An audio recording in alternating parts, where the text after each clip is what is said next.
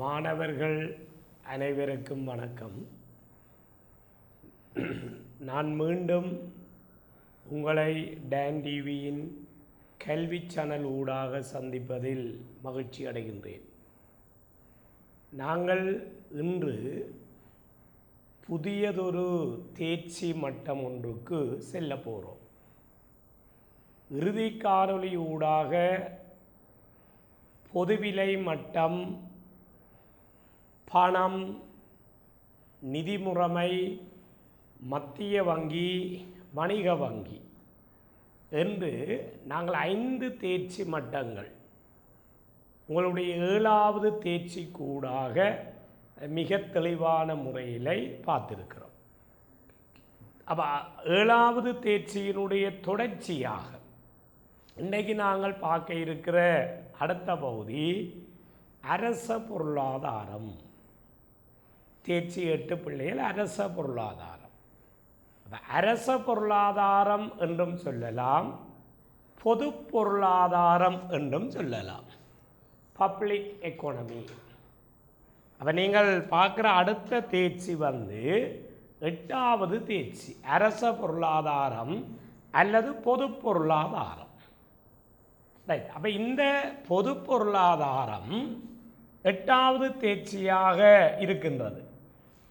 அப்போ இந்த தேர்ச்சியில் இருந்து ஃபைனல் பேப்பரில் உங்களுடைய இறுதி பரீட்சை வினாத்தாளில் பகுதி ஒன்று சம்பந்தமாக, அதாவது எம்சிக்யூ பகுதி ஒன்று சம்பந்தமாக பிள்ளைகள் 4 கேள்வி, குறைந்தது 4 கேள்வி.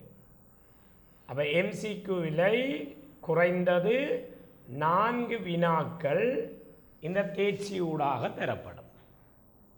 அப்போ 8 புள்ளிக்குரியவை என்றதை மனதில் வச்சிருக்கோம். பகுதி 2 உங்களுடைய செகண்ட் பேப்பரை எடுத்து பார்த்தால் பகுதி 2. அப்போ நாங்கள் பகுதி 2 பேப்பர் 2 இறுதியாக நாங்கள் பார்த்த தேர்ச்சி தான் 6ஆம் இலக்க வினா. இப்போ நீங்கள் 6ஆம் இலக்க வினா பூர்த்தி ஆயிட்டு. அப்போ இந்த 8வது தேர்ச்சியோட தொடர்புடைய கேள்விதான் உங்களோட பகுதி 2 7ஆம் இலக்க வினா. அப்போ 6வது வினாவில் இருந்து பகுதி 2 பேப்பரினுடைய ஆவண்ணா பகுதி ஸ்டார்ட் பண்ணதுன்றது மாணவர்களுக்கு தெரியும். அப்போ ஆகவே மாணவர்கள் ஒவ்வொரு பகுதிகளிலும் இருந்து நீங்கள் 2 வினாக்களை தெரிவு செய்ய வேணும் குறைந்தது. அவ்வாறு ஒவ்வொரு பகுதியிலும் இருந்து 2 வினாவாக தெரிவு செய்து எல்லாமாக நீங்கள் 5 வினாக்களுக்கு விடையளிக்க வேண்டும். அப்போ 2021ஆம் ஆண்டு இறுதி பரீட்சைக்கு ஆயத்தமாகிற மாணவர்களுக்கு தெரியும். அப்போ இப்போ நான் உங்களுக்கு சொல்ல வந்த விஷயம் என்னென்றால், இந்த ஆவண்ணா பகுதியில் நீங்கள் குறைந்தது 2 வினா எடுக்கணும். பாருங்கள், அதில் ஒரு வினா 7வது தேர்ச்சி படிச்சிட்டோம். இப்போ நீங்கள் அடுத்த வினாவுக்கு ஆயத்தமாக போகிறீங்கள் அரச பொருளாதாரம். சரி. அப்போ ஒரு அரசாங்கத்தினுடைய பொருளாதார செயற்பாடுகளை பற்றி நாங்கள் இந்த பாடத்தில் படிக்க போகிறோம். அரசாங்கத்தினுடைய பொருளாதார செயற்பாடுகளை பற்றி நாங்கள் இந்த பாடத்தில் படிக்க போகிறோம். சரி. அப்போ வினா பகுதி 1 எத்தனை வரும், பகுதி 2 20 புள்ளிக்குரிய ஒரு தனித்துவமான வினா என்பதும் மாணவர்களுக்கு தெரிஞ்சிருக்க வரும். சரி. அப்போ அடுத்த விஷயம் நாங்கள் பார்ப்போம். இந்த அரச பொருளாதாரத்தில் நாங்கள் 5 பகுதிகளாக, இந்த அரச பொருளாதாரத்தை பிள்ளையை நாங்கள் 5 பகுதிகளாக பிரித்து பார்க்க போகிறோம். அப்போ அதில் முதலாவது 8.1 அதில் நீங்கள் முதலாவது பகுதியாக படிக்க போகிறீங்கள் சந்தை பொருளாதாரத்தில் அரசின் தலையீடு. இதில் நாங்கள் முதலாவது விஷயம் படிக்க போகிறோம், ஒரு பொருளாதாரத்தில் ஏன் அரசாங்கம் தலையிட வேண்டும், ஒரு பொருளாதாரத்தில் ஏன் அரசு தலையிட வேண்டும். அப்போ முதலாவது பகுதியில் நாங்கள் அரசாங்கத்தினுடைய தலையீடு சம்பந்தமாக படிக்க போகிறோம். அப்போ அதுதான் உங்களுடைய முதலாவது தேர்ச்சி மட்டம். அப்போ 8.1 8.2 பார்க்க போகிறோம். ஒரு அரசு என்னென்ன வழிகளால் வருமானத்தை திரட்டும். அப்போ அரச வருமானங்களை பற்றி பார்க்க போகிறோம். 8.3 அரசாங்கத்தினுடைய செலவீனங்களை பற்றி பார்க்க போகிறோம். 8.4 அரச வரவு செலவு திட்டம். அதில் பற்றாக்குறை இருக்கின்ற போது நிதியீட்டம் செய்யப்படுகிற முறைகள். இறுதியாக நாங்கள் 8.5 பார்க்க போகிறோம் அரச கடன்கள். அப்ப இவ்வளவு பகுதியையும் உள்ளடக்கியதுதான் அரச பொருளாதாரம் என்ற தேர்ச்சி மாணவர்களுக்கு விளங்கியிருக்கும். அப்போ நேரடியாக ஒரு பொருளாதாரத்துக்குள் அரசாங்கத்தினுடைய நடவடிக்கைகளை பற்றி நாங்கள் இந்த பாடத்தில் படிக்க போகிறோம். சரிதானே மாணவர்கள்? அப்போ அதில் நாங்கள் முதலாவது தேர்ச்சிக்கு வருவோம். அரச பொருளாதாரத்தில் ஒரு சந்தை பொருளாதாரத்தில் அரசின் தலையீடு. அப்போ இதில் முதலாவது மாணவர்கள் தெளிவாக இருக்கணும். நீங்கள் முதலாவது தேர்ச்சியில் பொருளியல் அறிமுகம், இந்த முதலாவது தேர்ச்சியில் உங்களுக்கு கற்பிக்கிறோம். பொருளாதார முறைமைகள், பிரதானமான பொருளாதார முறைமைகள் 3: சந்தை பொருளாதாரம், கட்டளை பொருளாதாரம், கலப்பு பொருளாதாரம். பொருளாதார முறைமைகள் 3. அப்போ இதில் இப்போ நாங்கள் உங்களுக்கு வலியுறுத்துறது இந்த சந்தை பொருளாதாரம். அப்புறம் ஞாபகப்படுத்துங்க பிள்ளைகள், சந்தை பொருளாதாரம் என்றது யார்? சாதனங்கள் தனியாருக்கு சொந்தமாக இருப்பதோடு, சாதனங்கள் தனியாருக்கு சொந்தமாக இருப்பதோடு அடிப்படை பொருளாதார பிரச்சனைகளை விலைப்பொறி மூலம் தீர்த்து, அடிப்படை பொருளாதார பிரச்சனைகளை விலைப்பொறி முறை மூலம் தீர்த்து லாப நோக்கோடு இயங்கிக் கொண்டிருக்கின்ற ஒரு பொருளாதாரம்தான் சந்தை பொருளாதாரம். அப்போதானே நாங்கள் மார்க்கெட் எக்கானமி என்று சொல்லுகிறோம். அப்போ சந்தை பொருளாதாரம், சந்தை பொருளாதாரம் என்று யாரை குறிப்பிடுகிறோம்? அப்போ இந்த சந்தை பொருளாதாரத்தில் நீங்கள் விளங்கணும், இந்த சந்தை பொருளாதாரத்தில் சாதனங்கள் தனியாருக்கு சொந்தமாக இருக்கும். விலைப்பொறி மூலமாக அடிப்படை பொருளாதார பிரச்சனைகளை தீர்க்கும். நோக்கம் லாபம். அப்புறம் லாப நோக்கோடு இயங்கிக் கொண்டிருக்கிற பொருளாதாரம் தான் சந்தை பொருளாதாரம். அப்போ இப்படியான இந்த சந்தை பொருளாதாரத்தில் சொல்லுவார்கள் சில குறைபாடுகள் காணப்படுகின்றது. அப்ப சந்தை பொருளாதாரத்தில் காணப்படுகின்ற குறைபாடுகளுக்குள்ள சொல்லுவார்கள் பிரதானமான குறைபாடுகள் 3. இந்த சந்தை பொருளாதாரத்தில் இருக்கின்ற குறைபாடுகளுக்குள்ள பிள்ளைகள் பிரதானமான குறைபாடுகள் 3. முதலாவது குறைபாடு சொல்லுகிறோம், சந்தை பொருளாதாரத்தில் வள ஒதுக்கீட்டில் வினைத்திறன் காணப்படுவதில்லை. வள ஒதுக்கீட்டில் பொருளியல் அறிமுகத்தில் முதலாவது தேர்ச்சியில மாணவர்கள் அறிஞ்சிருக்கிறீர்கள். பொருளாதார வினைத்திறன் என்பது 2. அப்போ பொருளாதார வினைத்திறனை நாங்கள் 2ஆக பிரிக்கிறோம். அப்போ உற்பத்தி வினைத்திறன், வள ஒதுக்கீட்டு வினைத்திறன். வள ஒதுக்கீட்டு வினைத்திறன். அப்போ ஒரு சமூகம் எந்த உற்பத்தியை அதிகமாக விரும்புகின்றதோ அந்த உற்பத்திக்கு வளமானது அதிக அளவில் ஒதுக்கீடு செய்யப்படல் வேண்டும் என்பதை வெளிப்படுத்துவதுதான் வள ஒதுக்கீட்டு வினைத்திறன். அப்ப சமூகம் விரும்புகின்ற உற்பத்திக்கு வளமானது அதிக அளவில் ஒதுக்கீடு செய்யப்படல் வேண்டும். அப்ப வள ஒதுக்கீட்டு வினைத்திறனுக்குரிய நிபந்தனை பண்டத்தினுடைய விலை எல்லை செலவுக்கு சமப்படும். அல்லது இதே நிபந்தனையை திருப்பி சொல்கிறோம் நாங்கள், எல்லை நலன் எல்லை செலவுக்கு சமப்படும். எம்பி சமன் எம்சி. அப்போ யோசிச்சு பாருங்கள், ஒரு சமூக நலனோடு சமூக நல நோக்கோடு சந்தை பொருளாதாரமானது வள ஒதுக்கீட்டை மேற்கொள்ளுமா? இல்லை. ஏன் பிள்ளைகள்? அப்போ சந்தை பொருளாதாரத்தின் பிரதானமான நோக்கம் என்ன? லாப நோக்கம்.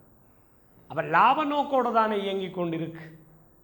அப்போ சந்தை பொருளாதாரத்தில் இருக்கிற முதலாவது குறைபாடு வள ஒதுக்கீட்டில் வினைத்திறனின்மை.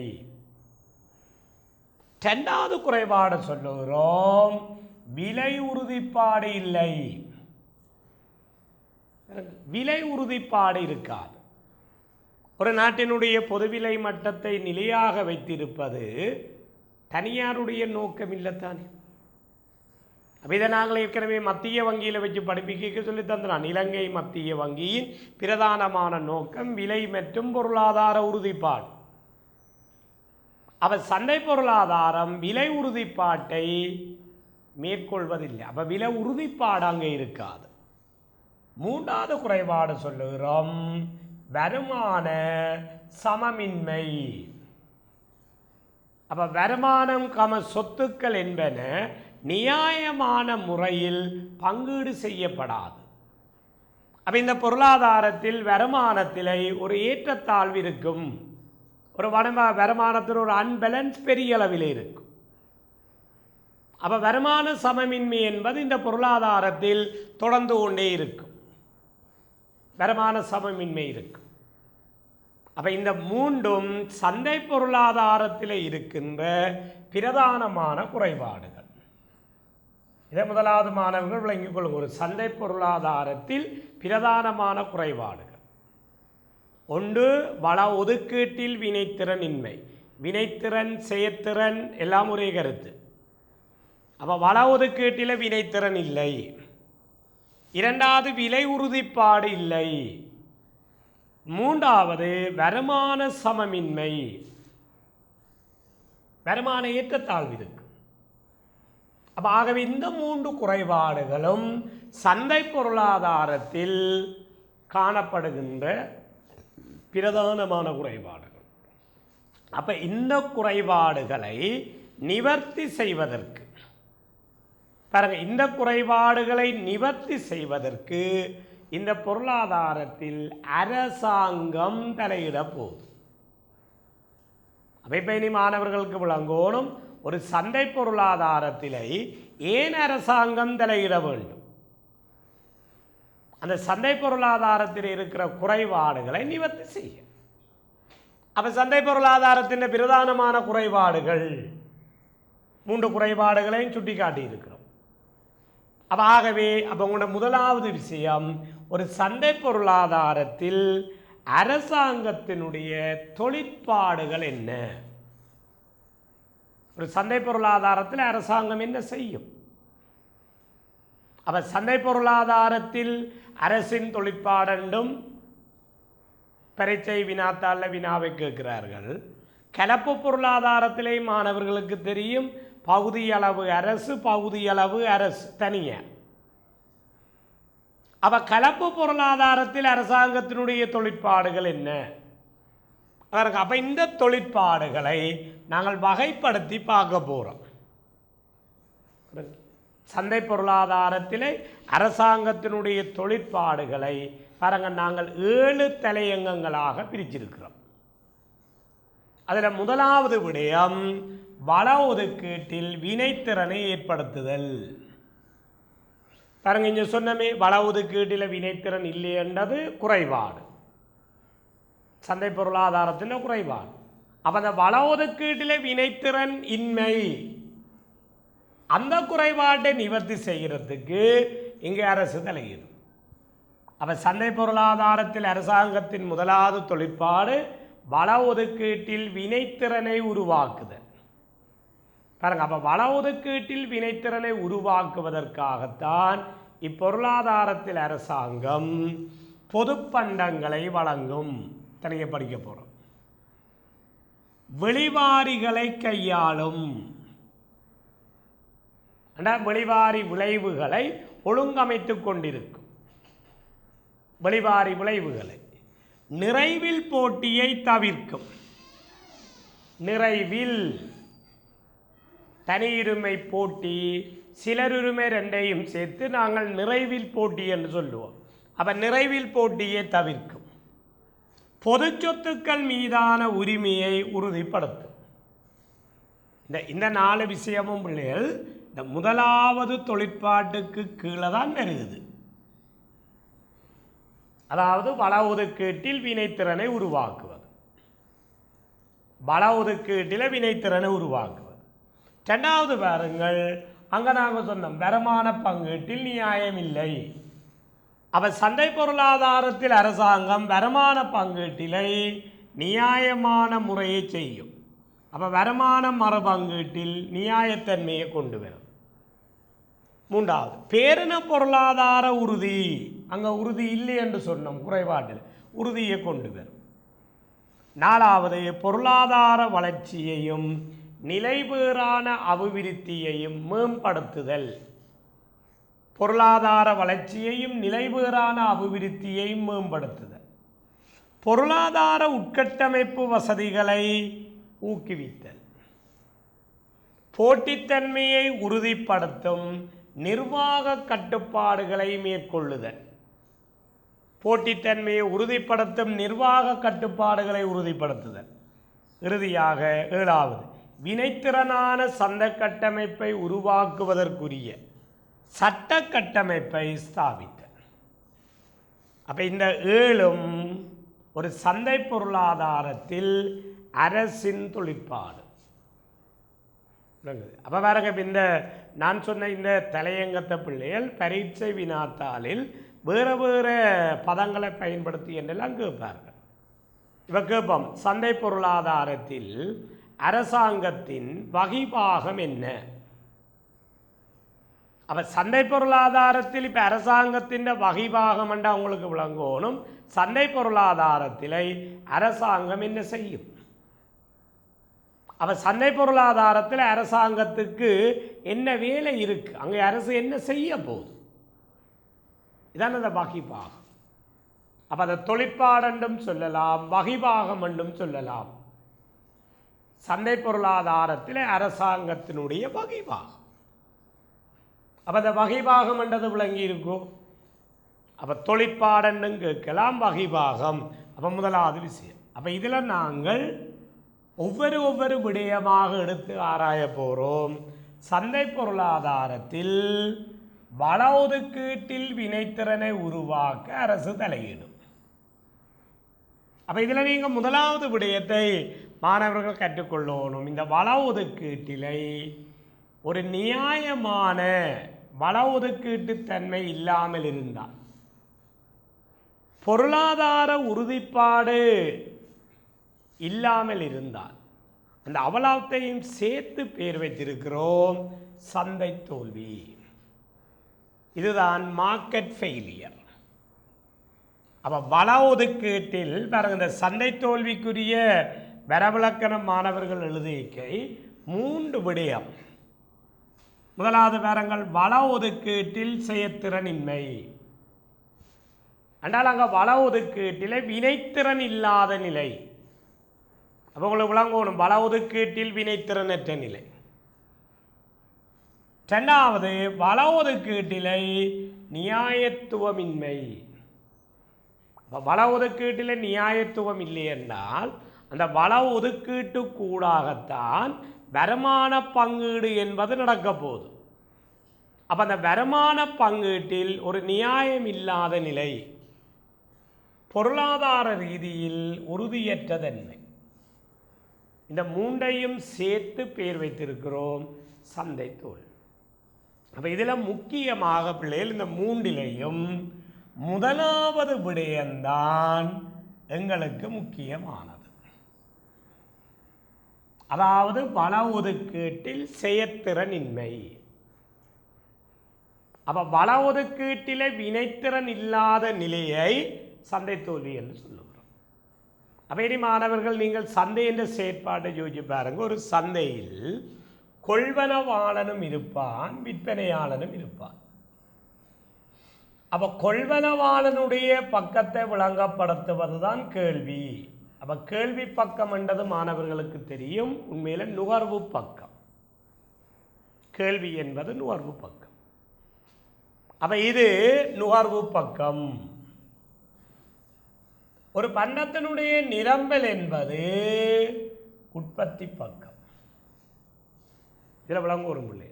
அப்போ சந்தையில் கொள்வனவாளனும் விற்பனையாளனும் இருக்க போறான் என்றால் அந்த கொள்வனவாளனுடைய நடத்தையை விளங்கப்படுத்துவதுதான் கேள்வி. அப்போ அது நுகர்வு பக்கம். நிரம்பல் என்பது உற்பத்தி பக்கம். அப்போ சந்தையில் இருக்கின்ற நுகர்வோரும் உற்பத்தியாளரும், சந்தையில் இருக்கிற நுகர்வோரும் உற்பத்தியாளரும் சுயநலனின் அடிப்படையில், சுயநலன் என்று நாங்கள் குறிப்பிடுவது பிள்ளைகள் தனிப்பட்ட ரீதியான நலன். அப்போ அந்த தனிப்பட்ட ரீதியான நலனை கருத்தில் கொண்டுதான், தனிப்பட்ட நலனை கருத்தில் கொண்டுதான் நுகர்வோடும் உற்பத்தியாளனும் தீர்மானங்களை எடுப்பார்கள். அப்போ அந்த சுயநலன் என்று நாங்கள் குறிப்பிடுவது பிள்ளைகள் தனிப்பட்ட நலன். அப்போ சந்தையில் இருக்கின்ற நுகர்வோர்களும் உற்பத்தியாளர்களும் தனிப்பட்ட நலனை கருத்தில் கொள்வினம். அப்போ தனிப்பட்ட நலனை கருத்தில் கொண்டால் அங்கு சமூக நலன் கருத்தில் கொள்ளப்படுவதில்லை. இதுதான் நாங்கள் சமூக நலன்களை பற்றி ஆராய போகிறோம். சமூக ரீதியான நலன்களில், சமூக ரீதியான செலவுகளில், சமூகத்துக்கு வார பாதிப்புகளில் சந்தையில் உள்ள உற்பத்தியாளர்களும் கொள்வனவாளர்களும் அக்கறை செலுத்துவதில்லை. அப்போ அவர்கள் சுயநலனின் அடிப்படையில் தான் தங்களோட தீர்மானத்தை எடுத்துக்கொண்டிருப்பார்கள். அவ்வாறு சந்தை சுயநலனை அடிப்படையாக கொண்டு உற்பத்தி நுகர்வு நடவடிக்கைக்கு சாதனங்களை ஒதுக்கீடு செய்யும் போது அங்கு நாங்கள் ஒரு நியாயத்தன்மையை எதிர்பார்க்க முடியாது. அப்போ அதனால் சொல்லுறோம், சமூகம் விரும்புகின்ற அளவை விட சில இடத்தில் உற்பத்தி நுகர்வுக்கு அருமையான சாதனங்கள் மிகையாக ஒதுக்கப்படும், சில இடத்தில் குறைவாக ஒதுக்கப்படும், சில இடத்துல மிகையாக ஒதுக்கப்படும், சில இடத்துல குறைவாக ஒதுக்கப்படும். அவ்வாறு அந்த வள ஒதுக்கீட்டில் ஒரு நியாயம் இல்லாத நிலை சந்தை பொருளாதாரத்தில் இருக்கின்றது. அப்போ இதைத்தான் நாங்கள் சொல்லுகிறோம் வள ஒதுக்கீட்டில் செயற்திறனின்மை. அப்போ சந்தை பொருளாதாரத்தில் அந்த முதலாவது குறைபாட்டை வடிவாக விலகிக் கொள்ளுது. அப்போ அந்த வள ஒதுக்கீட்டில் செயற்திறன் இல்லாத நிலைமையை பொருளியல் என்னென்னு சொல்லுகிறார்கள், சந்தை தோல்வி. அப்போ நீங்கள் யதார்த்தமாக மாணவர்கள் விளங்க வேணும். அப்போ சமூக ரீதியாக எல்லை நலன்களையும் சமூக ரீதியான எல்லை செலவுகளையும் கருத்தில் எடுத்து, சமூக ரீதியான எல்லை நலன்களையும் சமூக ரீதியான எல்லை செலவுகளையும் கருத்தில் எடுத்து நாங்கள் வள ஒதுக்கீட்டை செய்வோமாக இருந்தால் அங்கு வள ஒதுக்கீட்டில் செயற்திறன் இருக்கும். அப்போ உண்மையில் வள ஒதுக்கீட்டு செயற்திறனுக்குரிய நிபந்தனை சமூக ரீதியான எல்லை நலன், சோஷல் மார்ஜினல் பெனிஃபிட் சமன் சோஷல் மார்ஜினல் காஸ்ட். அப்போ சமூக ரீதியான எல்லை நலனும் சமூக ரீதியான எல்லை செலவும் ஒன்றுக்கொன்று சமமாக இருக்கும். அப்படி ஒன்றுக்கொன்று சமப்படக்கூடிய வகையில் அங்கே வள ஒதுக்கீடானது இடம்பெறுமாக இருந்தால் அங்கே வள ஒதுக்கீட்டில் செயற்திறனை காண முடியும். ஆனால் நடைமுறையில் சந்தை பொருளாதாரத்தில் அப்படி இருக்காது. அதை இந்த இடத்துல பேர் சூட்டி இருக்கிறார்கள் பிள்ளைகள், சந்தை தோல்வி. அப்போ இப்போ எல்லாருக்கும் சந்தை தோல்விக்குரிய வரவிலக்கணம் எழுத தெரியுமோ? சந்தை தோல்வி. அப்போ இதில் பாருங்க, இந்த சந்தை தோல்விக்குரிய வரவிலக்கணங்கள் நீங்கள் எழுதுகின்ற போது கொடுக்கப்பட்டிருக்கிற பிரதானமான விடயங்களை பாருங்கள். பாருங்க, முதலாவது விஷயம் சொல்லி இருக்கிறோம், விலை பொறிமுறையால். அப்ப இங்க விலை பொறிமுறை என்று சொல்றது சந்தையில் கேள்வி நிரம்பலால் உருவாக்கப்பட்ட விலை. விலை பொறிமுறையால் வளங்கள் சமூகத்தின் நன்மை கருதி ஒதுக்கீடு செய்யப்படாத நிலை. பாருங்க, சமூகத்தின் நன்மை கருதி ஒதுக்கீடு செய்யப்படாத நிலை சந்தை தோல்வி. வள ஒதுக்கீட்டில் வினைத்திறனற்ற நிலை சந்தை தோல்வி. வள ஒதுக்கீட்டில் வினைத்திறன் ஏற்படுவதற்கு சமூக எல்லை நலன், சோஷியல் மார்ஜினல் பெனிஃபிட், எஸ்எம்பி, சமூக எல்லை செலவு, எஸ்எம்சி சமப்பட வேண்டும். அத்தகைய நிலை காணப்படாத போது சந்தை தோல்வி ஏற்படும். அப்படி ஒரு நிலை வராட்டி அதற்குத்தான் நாங்கள் பேர் வச்சிருக்கிறோம் சந்தை தோல்வி. அப்ப சந்தை தோல்விக்குரிய வரவிலக்கணம் சரியான முறையில் மாணவர்கள் எழுதி பல வரும். இதில் நீங்கள் ஒவ்வொரு பகுதியும் படித்து கொண்டு வரைக்க நான் நெடுக ஞாபகப்படுத்தி கொண்டிருக்கிறேன். கடந்த கால பரீட்சை வினாத்தாள்களில் வினாக்கள் இப்படி வந்திருக்கு. இப்போ சந்தை தோல்வி என்றால் என்னென்று கூட நேரடியாக கேட்டிருக்கிறார்கள். அப்போ இப்போ 4 புள்ளிக்கு சந்தை தோல்விக்குரிய வரவிலக்கணம் கேட்டால் இந்த சந்தை தோல்விக்குரிய வரவிலக்கணத்தை நீங்கள் தெளிவாக எழுத பழகும். உங்களோட விடையில் உள்ள விஷயமும் பெறவும். இனி அடுத்தது நீங்கள் அறிய போறீங்கள் இந்த சந்தை தோல்விக்குரிய காரணங்கள். பாருங்க, சந்தை தோல்வியானது ஏன் உருவாகுது? அப்ப சந்தை தோல்விக்குரிய காரணங்கள் இதில் நாங்கள் இப்போ ஏராளமான காரணம் இருந்தாலும் பிள்ளைகள் ஒரு முக்கியமாக ஒரு 6-7 காரணங்களை தெரிஞ்சு வச்சுக்கொள்ளும். அது சில காரணங்களை எடுத்து நாங்கள் தனியாக ஆராய போகிறோம். முதலாவது நாங்கள் பார்க்க போகிறோம், வெளிவாரி விளைவுகள் உள்ள போது அவற்றை கவனத்தில் கொள்ளாமை. வெளிவாரி விளைவுகள் இருந்து அவற்றை கருத்தில் எடுக்காட்டி சந்தை தோல்வி அடையும். பார்ப்போம். பொதுப்பண்டங்கள் நிரம்பல் செய்யப்படாமை. இந்த சமூகம் விரும்புகிற அளவுக்கு பொதுப்பண்டம் நிரம்பல் செய்யப்படாமை. அடுத்தது, மேன்மை பண்டங்கள் குறைவாக உற்பத்தியாகுதல். மேன்மை அல்லாத பண்டங்கள் மிகையாக உற்பத்தியாகுதல். நிறைவில் போட்டியும் தனியுரிமையும். சந்தை அமைப்பிலே நாங்கள் தேர்ச்சி நாளில் 4 வகையான சந்தைகளை பற்றி பார்த்துருக்கிறோம். நிறைபோட்டி, தனியுரிமை, தனியுரிமை போட்டி, சிலர். ஆனால் நிறைபோட்டியில் மட்டும்தான் வள ஒதுக்கீட்டில் வினைத்திறன் காணப்படுகின்ற நிபந்தனை இருக்கு. ஏனைய எந்த ஒரு சந்தையிலும் வள ஒதுக்கீட்டில் வினைத்திறன் இல்லை.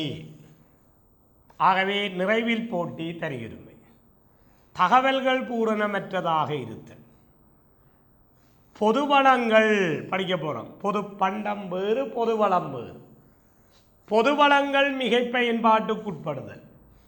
காரணிகளின் அசைவற்றதன் சமமற்ற வருமான பங்கு. அப்போ சந்தை தோல்விக்குரிய காரணங்கள் எவை என்று உங்கள்கிட்ட கேட்டால் மாணவர்களுக்கு சொல்ல தெரிகிறோம். இதெல்லாம் நீங்கள் உங்களுடைய நேரடி வகுப்புகளில் உங்களுடைய ஆசிரியர்கள் கூடாக நீங்கள் படித்திருப்பீர்கள்.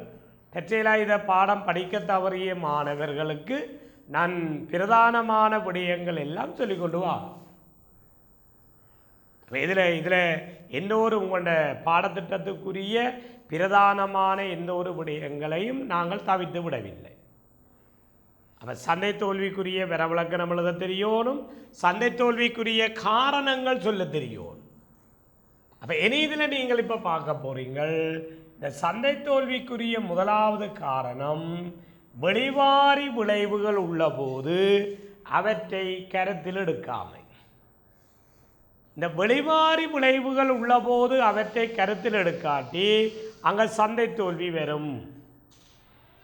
அதான் மார்க்கெட் ஃபெயிலியர் என்று சொல்கிறோம். வெளிவாரி விளைவுகள் உள்ள போது அதை நாங்கள் கருத்தில் எடுக்காட்டி அங்கே சந்தை தோல்வி வரும். அப்போ இந்த இடத்துல மாணவர்கள் வெளிவாரி விளைவென்றால் என்ன? அப்போ இந்த வெளிவாரி விளைவென்ற விஷயத்தை ஒருக்கா பார்த்துக்கொள்வோம். அப்போ இதில் முதலாவது உங்களுக்கு விளங்கணும், இந்த வெளிவாரி விளைவுகள் சொல்லுவோம். இப்போ வெளிவாரி விளைவுகள் என்று நாங்கள் வெளிவாரி விளைவுகள் என்று இங்கே விளங்கப்படுத்துறது சந்தை முறைமையிலை யதார்த்தமாக விளங்கணும். இப்போ சந்தை முறைமையிலை தொடர்புடைய நபர்கள் உற்பத்தியாளர்களும் கொள்வனவாளர்களும்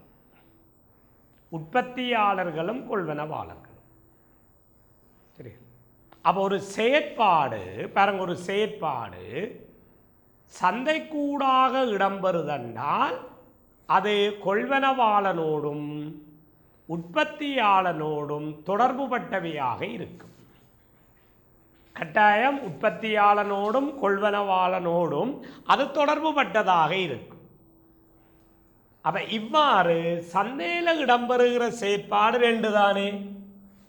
அப்ப ஒன்று உற்பத்தி, இரண்டாவது நுகர்வு.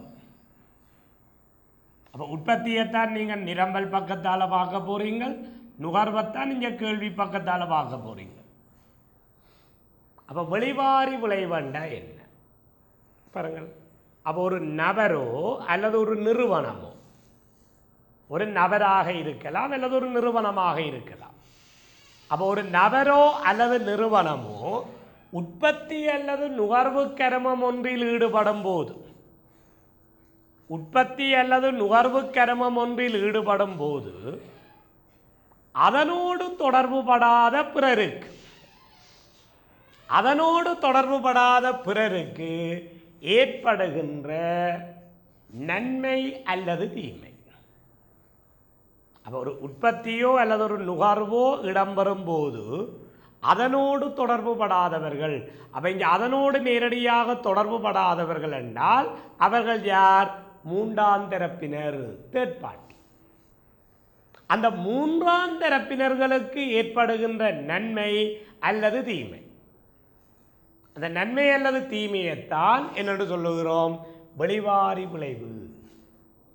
இதைத்தான் நாங்கள் வெளிவாரி விளைவுகள் என்று சொல்லுகிறோம். சரி. அப்ப இந்த வெளிவாரி விளைவுகள் உற்பத்தி கூடாகவும் விளங்கப்படுத்தப்படும், நுகர்வு கூடாகவும் விளங்கப்படுத்தப்படும். அப்ப இந்த விளைவு என்று நாங்கள் சொல்வது பிளஸாகவும் இருக்கலாம், மைனஸாகவும் இருக்கலாம். பாருங்க, விளைவுன்றது உண்மையில பாசிட்டிவாகவும் இருக்கலாம், நெகட்டிவாகவும் இருக்கலாம். அதாவது சாதகமாகவும் இருக்கலாம், பாதகமாகவும் இருக்கலாம். அப்ப விளைவுகள் பிளஸ் மைனஸ். அப்ப பிளஸாக இருந்தால் நேர்கணியம், மைனஸாக இருந்தால் எதிர்கணியம். அப்ப வெளிவாரி விளைவுகள் சாதகமாகவும் இருக்கலாம், பாதகமாகவும் இருக்கலாம். அப்ப இதை வைத்துக் கொண்டுதான் நாங்கள் இந்த வெளிவாரி விளைவுகளை பாருங்கள் 4 வகையாக பிரிக்கிறோம். அப்ப உற்பத்தி கூடாக இடம்பெறுகிற வெளிவாரி விளைவு, உற்பத்தியில் நேர்கணிய வெளிவாரி விளைவு, உற்பத்தியில் எதிர்கணிய வெளிவாரி விளைவு. அப்ப உற்பத்தி பக்கத்தால 2, இதே மாதிரி மாணவர்கள் நுகர்வு பக்கத்துக்குள்ளால 2. சரிங்களா? அப்ப அதுல முதலாவது உற்பத்தியில் நேர்கணிய வெளிவாரி விளைவு. இந்த விரவிலக்கணங்களை சரியாக பாருங்கள். ஒரு நிறுவனம் அல்லது தனிநபர் ஒரு உற்பத்தியில் ஈடுபடும் போது அதனோடு தொடர்புபடாத உற்பத்தி செயற்பாட்டாளர்களுக்கு ஏற்படுகின்ற அனுகூலம், அதனோடு தொடர்புபடாத பிற உற்பத்தி செயற்பாட்டாளர்களுக்கு ஏற்படுகிற அனுகூலம்தான் உற்பத்தி வெளிவாரி நன்மை. உதாரணம், ஒரு பூந்தோட்டமும் தேநீர் வளர்ப்பும். ஒரு பூந்தோட்டமும் தேநீர் வளர்ப்பும். இதில் நான் ஒரு உதாரணத்தை நான் உங்களுக்கு தெளிவுபடுத்தி விடுகிறேன். யதார்த்தமாக யோசிங்க. பாருங்கள், இப்போ ஒரு நபர் ஒருவர் ஒரு பிரதேசத்தில் சரியல்லோ பூந்தோட்டம், அப்போ ஒரு பூந்தோட்டம் ஒன்றை உருவாக்கி வச்சிருக்கிறார். இப்போ அவர் பூந்தோட்டத்தை உருவாக்கியதன் நோக்கம் என்னென்றால் அங்கு உற்பத்தியாகிற பூக்களை சந்தைப்படுத்துவது. அந்த பூந்தோட்டத்தில் உற்பத்தியாகிற பூக்களை சந்தைப்படுத்துவது. அப்போ ஒரு பூந்தோட்டம் உருவாக்கப்பட்டிருக்கு. பாருங்கள், ஒரு பூந்தோட்டம் அமைந்திருக்கிற இடத்துக்கு அருகாமையில் ஒரு நபர் என்ன செய்கிறார்? தேனீ வளர்ப்பு. பாருங்க, தேனீக்கள், தேனி வளர்ப்பு. அப்ப அவர் தேன் உற்பத்திக்காக தேனி வளர்ப்பில் ஈடுபட போறார். அதாவது ஒரு பூந்தோட்டத்துக்கு அருகாமை. ஆனால் இங்கு பூந்தோட்ட உற்பத்தியில் ஈடுபடுபவருக்கும் தேனி வளர்ப்பில் ஈடுபடுபவருக்கும் தொடர்பில்லை. வெளிவாரிகள் என்றது வடிவாளங்கோணும் பிள்ளைகள் தொடர்பு படாதவர்களோடு தொடர்புபட்டது, தொடர்புடையவர்கள் அல்ல. தொடர்புடையவர்களோடு அந்த செயற்பாட்டால் வார நன்மதியுமே எல்லாம் அது உள்வாரி, அது உள்வாரியான நடவடிக்கை. இது வெளிவாரியான நடவடிக்கை. அப்போ இப்போ ஒரு பூந்தோட்டத்துக்கு அருகாமையில் ஒருவர் தேனி வளர்ப்பில் ஈடுபட்டால் அந்த பூந்தோட்ட வளர்ப்புக்காரனால் தேனி வளர்ப்பாளனுக்கு நன்மை இருக்கு. அப்போ என்ன நன்மை இருக்குன்னா பாருங்க, இந்த தேனீக்களுக்கு உணவு பூக்களில் இருந்து கிடைக்கின்ற தேன், பூக்களில் இருந்து கிடைக்கின்ற தேன். அப்போ இந்த தேனீக்கள் என்ன செய்யும்? அருகாமையில் இருக்கிற பூந்தோட்டத்துக்கு சென்று தனக்கு தேவையான உணவை தேடி வரும். அப்போ இதனால் அந்த பூந்தோட்டக்காரனுக்கு பாருங்கள், இப்போ பூந்தோட்டக்காரனுக்கு வடிவாளங்கோணும் தேனி வளர்ப்புக்காரனோடு தொடர்பில்லை. ஆனால் தேனி வளர்ப்பவனுக்கு பூந்தோட்டத்துக்கு அருகாமையில் தேனியை வளர்ப்பதால் உற்பத்தி செலவுகள் குறைவாக இருக்கும். ஏன்? அப்போ இவர் தான் தன்னுடைய தேனீக்களுக்காக உணவுக்காக தந்த தேனி வளர்ப்பு பகுதியில் பூங்கா ஒன்றை உருவாக்க தேவையில்லை தான். அப்போ இங்கே இருக்கிற தேனீக்கள் அருகில் இருக்கிற பூந்தோட்டத்தில் போய் தேனி எடுத்து கொண்டு வரும். அப்போ இதனால் தேனி வளர்ப்பவன் நன்மை அடைகிறான். இதனால் தேனி வளர்ப்பவன் நன்மை அடைகிறான். விவரங்கள். அப்போ பூந்தோட்டக்காரன், அப்போ பூந்தோட்ட உற்பத்தியால் தேன் உற்பத்தியில் ஈடுபடுபவருக்கு அனுகூலம். அப்போ இப்படி மாணவர்கள் ஒரு உற்பத்தியால் இன்னும் ஒரு உற்பத்திக்கு அனுகூலம் பெறக்கூடிய மாதிரி வேறு வேறு உதாரணங்களை சொல்ல பழகுவோம். வேறு வேறு உதாரணங்களை சொல்ல பழகுவோம். சரியில்லை? அதே மாதிரி பாருங்கள், இரண்டாவது உற்பத்தியில் எதிர்க்கணிய வழிவாரி விளைவு. உற்பத்தியில் எதிர்க்கணிய வழிவாரி விளைவு. அப்போ உற்பத்தியில் எதிர்க்கணிய வழிவாரி விளைவுண்டா மாறி. அப்போ ஒரு நிறுவனம் அல்லது தனிநபர் ஒரு உற்பத்தியில் ஈடுபடும் போது அதனோடு தொடர்புபடாத பிற உற்பத்தி செயற்பாட்டாளர்களுக்கு ஏற்படுகின்ற பாதிப்பு, அந்த ஏற்படுகின்ற பாதிப்பைத்தான் நாங்கள் உற்பத்தியில் எதிர்க்கணிய வழிவாரி விளைவு என்று சொல்லுவோம். உதாரணம் பாருங்கள், ஒரு ரசாயன தொழிற்சாலையிலிருந்து வெளியேற்றப்படும் கழிவுப் பொருட்கள் அருகிலுள்ள ஆற்றுக்குள் கொட்டப்படுதல். பாருங்கள், ஒரு ரசாயன தொழிற்சாலை தன்னை கழிவுப் பொருட்களை ஆற்றுக்குள்ளே அல்லது கடலுக்குள்ளே சேர விட்டால் அந்த ஆற்று நீர் அல்லது அந்த கடல் நீர் மாசடைந்து அவ்விடத்தில் மீன்பிடி தொழிலில் ஈடுபடுபவர்கள் பாதிக்கப்படுகிறார். அப்போ ரசாயன உற்பத்தியாளனால் மீன் உற்பத்தியாளர்கள் பாதிக்கப்படுகிறார்கள். அவர் உற்பத்தி என்ன ஒரு உற்பத்தியை பாதிக்கும், ஆனால் இருவருக்கும் தொடர்பில்லை. அப்போ இப்படி மாணவர்கள் உற்பத்தி வழிவாரி விளைவிலை நேர்க்கணிய உற்பத்தி வழிவாரி விளைவு, எதிர்க்கணிய உற்பத்தி வழிவாரி விளைவு என்று ரெண்டு விளைவு இருக்கு. ரெண்டு உதாரணங்கள் கட்டாயம் மாணவர்கள் சொல்லி பழகணும்.